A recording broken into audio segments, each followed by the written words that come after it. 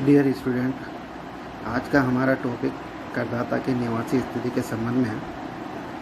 Income tax में पहले वाले लेक्चर में मैंने आपको बताया था कि इनकम टैक्स क्या होता है, उसका एक संक्षिप्त परिचय मैंने आपको बताया था।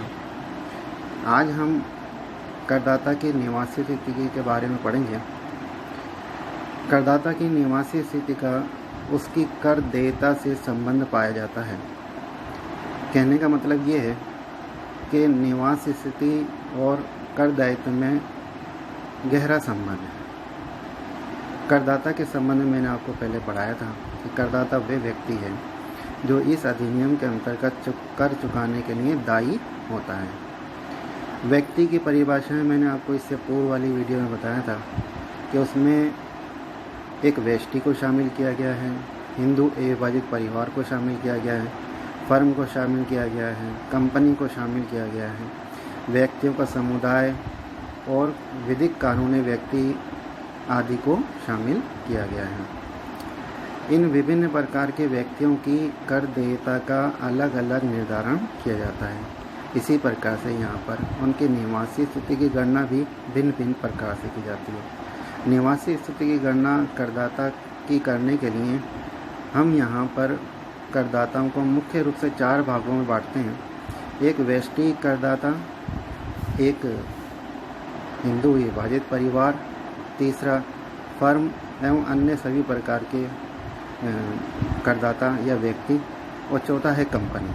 कहने का मतलब ये है कि इन 4 मुख्य रूप से करदाताओं की निवास स्थिति की गणना की जाती है। किसी भी करदाता की निवासी स्थिति की गणना करने के लिए भारत में उसकी रहने की स्थिति अथवा यदि वह व्यक्ति है तो रहने की स्थिति, और अगर वो कंपनी आदि है तो उसके व्यापार के संचालन से निर्धारित की जाती है।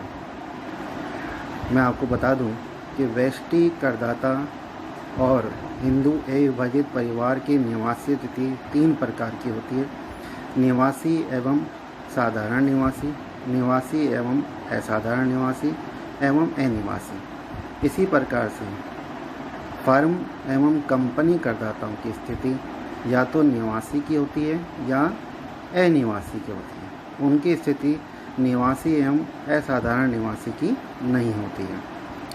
तो चूँकि मैंने अभी आपको बताया कि करदाता की भारत में रहने की अवधि से निवास स्थिति का निर्धारण होता है, तो लीजिए व्यष्टि करदाता की निवासी स्थिति किस प्रकार से ज्ञात की जाएगी, इसको चालू करते हैं। जैसा कि मैंने आपको बताया कि व्यष्टि करदाता की निवासी स्थिति को 3 भागों में बांट सकते हैं। एक निवासी, और निवासी में उसमें आगे 2 कैटेगरी कर सकते हैं: निवासी एवं साधारण निवासी, निवासी एवं असाधारण निवासी। तीसरी स्थिति उसकी अनिवासी की होती है। निवासी एवं साधारण निवासी, निवासी एवं असाधारण निवासी और अनिवासी होने के लिए व्यष्टि करदाता की यहाँ पर 2 शर्तें दे रखी हैं। पहली आधारभूत शर्त है और दूसरी अतिरिक्त शर्त है। आधारभूत शर्त में ये बताया गया है कि यदि कोई व्यष्टि करदाता गत वर्ष में 182 दिन या उससे अधिक भारत में रहा हो तो वो इस आधारभूत शर्त की पूर्ति करता है। लेकिन अगर वो मान लीजिए 182 दिन से कम भारत में रहा है तो इसमें अथवा करके करदाता को थोड़ा लाभ दिया गया है कि वो गत वर्ष में 60 दिन, लेकिन उससे तुरंत पूर्व के 4 गत वर्षों में 365 दिन भारत में रहा हो। इस 60 दिन और पूर्व के 4 वर्षों में, गत वर्ष से तुरंत पूर्व के 4 गत वर्ष में 365 दिन रहने के संबंध में कुछ अपवाद हैं जो मैं आपको बाद में बताऊंगा। अगर कोई व्यक्ति, कोई व्यष्टि इस आधारभूत शर्त की पूर्ति कर देता है, अर्थात कहने का मतलब वो 182 दिन गत वर्ष में भारत में रहा हो अथवा गत वर्ष में 60 दिन और उससे पूर्व वाले वर्षों में 365 दिन भारत में रहा हो, तो उसकी निवास स्थिति एक निवासी के रूप में होगी। साधारण निवासी है या असाधारण निवासी है, उसके लिए अतिरिक्त शर्तों की तरफ देखा जाएगा। जो अतिरिक्त शर्तें हैं उसमें पहली शर्त ये है कि गत वर्ष से तुरंत पूर्व के 10 गत वर्षों में वह भारत में 2 वर्षों में निवासी रहा हो। कहने का तात्पर्य ये है कि गत वर्ष के संबंध में नहीं देखना है, उससे तुरंत पूर्व के 10 गत वर्षों में वे ऊपर जो अभी मैंने आपको आधारभूत शर्त बताई है, गत 2 वर्षों में कोई से भी 2 वर्षों में वो उस शर्त की पूर्ति करता हो, अर्थात 182 दिन गत वर्ष में रहा हो या 60 दिन गत वर्ष में रहा हो, अथवा उससे पूर्व के 4 वर्षों में 365 दिन भारत में रहा हो। दूसरी जो अतिरिक्त शर्त है वो ये है कि गत वर्ष से पूर्व के 7 गत वर्षों में 730 या अधिक दिन भारत में रहा हो। तो एक करदाता के निवासी एवं साधारण निवासी तब होगी जब वो आधारभूत शर्त में पहला अथवा दूसरी शर्त पूरी करे और दोनों अतिरिक्त शर्तों को पूरा करे। अगर वो दोनों अतिरिक्त शर्तों को पूरा करता है और आधारभूत शर्त को भी पूरा करता है तो उसकी स्थिति एक निवासी की होगी। निवासी में असाधारण निवासी की स्थिति तब उत्पन्न होगी यदि कोई व्यष्टि करदाता प्रथम आधारभूत शर्त की तो पूर्ति करता है, परंतु वो अतिरिक्त शर्तों में से कोई पहली अथवा दूसरी या उनमें से कोई एक पूरा नहीं करता है। कहने का तात्पर्य यह है कि अगर वो अतिरिक्त शर्त में पहली वाली ही शर्त को पूरा नहीं करता तो दूसरी वाली देखने की आवश्यकता नहीं है और उसकी निवासी स्थिति एक असाधारण निवासी की होगी। वह निवासी माना जाएगा, लेकिन निवासी एवं असाधारण निवासी माना जाएगा।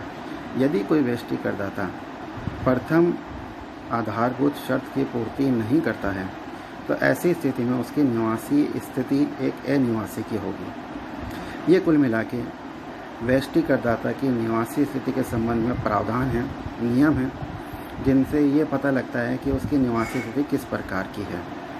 भारत में रहने का मतलब किसी भी शहर में रहना, होटल में रहना, घर में रहना, सब व्यष्टि करदाता की निवासी स्थिति के तरह ही हम हिंदू विभाजित परिवार की निवासी स्थिति की भी गणना करते हैं। पहले मैंने आपको बताया था कि हिंदू विभाजित परिवार की निवासी स्थिति भी 3 प्रकार से हो सकती है: निवासी एवं साधारण निवासी, निवासी एवं असाधारण निवासी और अनिवासी। हिंदू विभाजित परिवार के बारे में इससे पहले वाले वीडियो में मैंने आपको बताया था कि परिवार में आयकर का निर्धारण करने के लिए परिवार के रूप में असेसमेंट कराया जाता है। इस परिवार में 2 सदस्यों का होना आवश्यक है। परिवार का एक कर्ता होता है और एक सदस्य होता है। अब हिंदू विभाजित परिवार की निवासी स्थिति साधारण है, निवासी स्थिति निवासी एवं साधारण निवासी है, निवासी एवं असाधारण निवासी है एवं अनिवासी की है। ये निर्धारण करेगा इन शर्तों पे, जिनमें पहली जो शर्त है वो आधारभूत शर्त है। आधारभूत शर्त ये कहती है कि हिंदू विभाजित परिवार के व्यापार के कार्यों का प्रबंधन एवं नियंत्रण गत वर्ष में पूर्ण या आंशिक रूप से भारत में रहा हो। अगर कोई परिवार इस शर्त की पूर्ति कर देता है तो उस हिंदू विभाजित परिवार करदाता की निवासी स्थिति एक निवासी की होगी। अब वे साधारण निवासी है या असाधारण निवासी है, इसके लिए अतिरिक्त शर्तों को देखा जाएगा। अतिरिक्त शर्तें बिल्कुल वो ही हैं जो एक व्यष्टि करदाता के रूप में होती हैं, जिनमें पहली शर्त ये है कि करदाता हिंदू विभाजित परिवार का कर्ता गत वर्ष से पूर्व के 10 वर्षों में कम से कम 2 वर्षों में भारत में निवासी रहा हो। उसके बाद जो दूसरी अतिरिक्त शर्त है वो ये है कि हिंदू विभाजित परिवार का कर्ता गत वर्ष से पूर्व के 7 गत वर्षों में 730 दिन या उससे अधिक दिन भारत में रहा हो। अगर कोई हिंदू विभाजित परिवार का कर्ता इन दोनों शर्तों को पूरा कर देता है तो ऐसे परिवार की निवासी स्थिति निवासी एवं साधारण निवासी की होगी। कहने का मतलब ये हुआ कि पहली आधारभूत शर्त पूरी करे और इन दोनों में से दोनों शर्तों को पूरा करे, तब उसकी स्थिति निवासी एवं साधारण निवासी की होगी। यदि कोई परिवार का पहला आधारभूत शर्त को तो पूरा करे, लेकिन अतिरिक्त शर्तों में से पहली अथवा दूसरी या कोई दोनों ही नहीं शर्तों को पूरा नहीं करता है, तो उसकी निवासी स्थिति एक असाधारण निवासी की होगी। तीसरी तरीके की जो स्थिति है अनिवासी की, यदि कोई हिंदू एवं परिवार करदाता प्रथम आधारभूत शर्त की पूर्ति नहीं करे तो उसकी निवासी स्थिति एक अनिवासी के रूप में मानी जाएगी। फिर उसमें अतिरिक्त शर्तों को देखने की आवश्यकता नहीं है। इसी प्रकार से फर्म एवं व्यक्तियों के समुदाय की निवासी स्थिति का निर्धारण हम कर सकते हैं। जैसे कि मैंने आपको पूर्व में बताया है कि फर्म एवं व्यक्तियों का समुदाय यानी अन्य प्रकार के जितने भी करदाता हैं और कंपनी की निवासी स्थिति दो प्रकार की हो सकती है, या तो वो भारत में निवासी होंगे या वह भारत में अनिवासी होंगे। फर्म एवं व्यक्तियों के समुदाय की निवासी स्थिति भारत में निवासी तब होगी जब ऐसे फर्म एवं व्यक्तियों के समुदाय का प्रबंध एवं व्यापार का प्रबंध एवं नियंत्रण गत वर्ष में पूर्ण रूप से अथवा आंशिक रूप से भारत में स्थित रहा हो। यदि कोई व्यापार चलाया जा रहा है तो ऐसे व्यापार का नियंत्रण कहाँ से किया जा रहा है? अगर उसका कोई भी एक अंश भारत में रहा है तो वो फर्म एवं व्यक्तियों के समुदाय करदाता की निवासी स्थिति एक निवासी की होगी।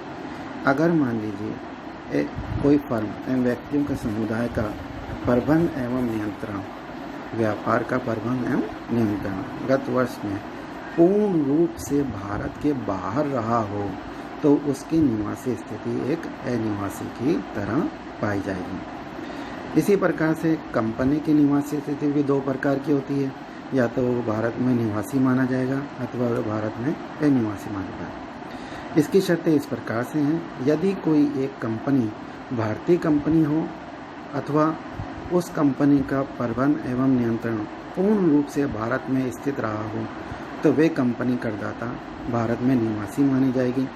इसी प्रकार से अगर मान लीजिए कोई एक कंपनी भारतीय कंपनी नहीं है और उसका प्रबंध एवं संचालन भी भारत के बाहर रहा हो, चाहे वो पूर्ण रूप से चाहे वे आंशिक रूप से, तो वे एक अनिवासी करदाता मानी जाएगी। ये मैंने आपको निवासी स्थिति एवं का निर्धारण विभिन्न प्रकार के करदाताओं का किस प्रकार से किया जाता है इसके बारे में आपको जानकारी दी है।